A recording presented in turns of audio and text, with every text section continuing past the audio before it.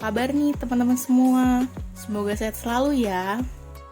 Oke, kali ini aku mau membahas tentang jasa layanan reference. Kira-kira udah pada tahu belum ya tentang jasa layanan ini? Atau malah udah pernah menggunakannya? Atau belum ada yang tahu? Oke deh, tanpa berlama-lama, kita bahas sekarang ya. Jadi, layanan reference itu merupakan kegiatan pelayanan yang ada di perpustakaan yang berguna untuk membantu pengguna menemukan informasi dengan cepat dan tepat. Caranya tuh dengan menjawab pertanyaan yang diberikan oleh pengguna. Dan menjawabnya tuh dengan beberapa koleksi reference yang ada. Selain itu juga memungkinkan pengguna melakukan penelusuran literatur informasi dengan pilihan yang lebih luas dan memungkinkan pengguna menggunakan koleksi reference dengan tepat guna. Biasanya kalau di perpustakaan, jasa layanan ini ada ruang tersendirinya. Nah, di mana nantinya pengguna itu datang ke tempat itu, terus nanti akan dibantu oleh pustakawan reference yang ada untuk menemukan kebutuhan informasinya.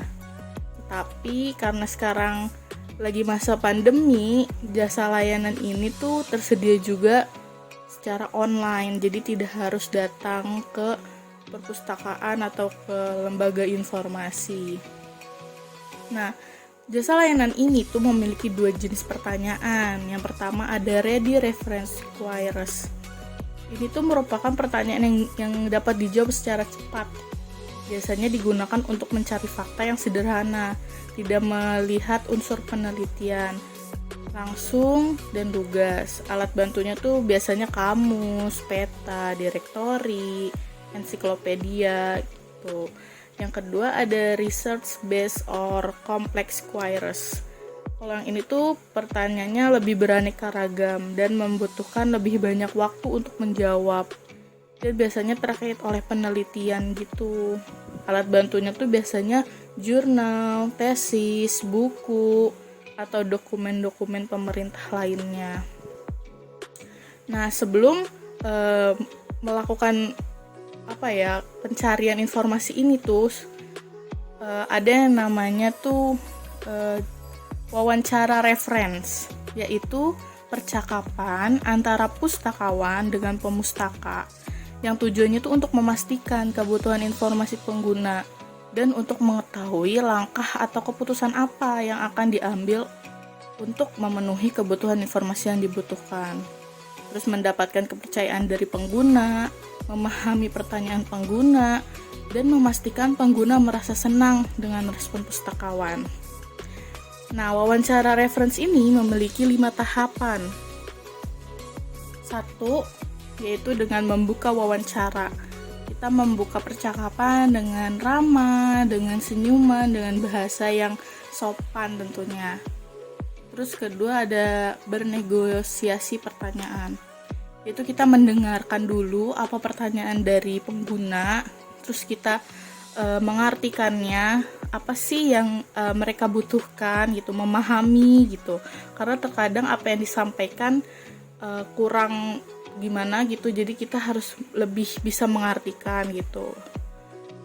Terus ada namanya setelah kita tahu apa yang dibutuhkan pengguna, terus kita lanjut dengan mencari informasi tersebut.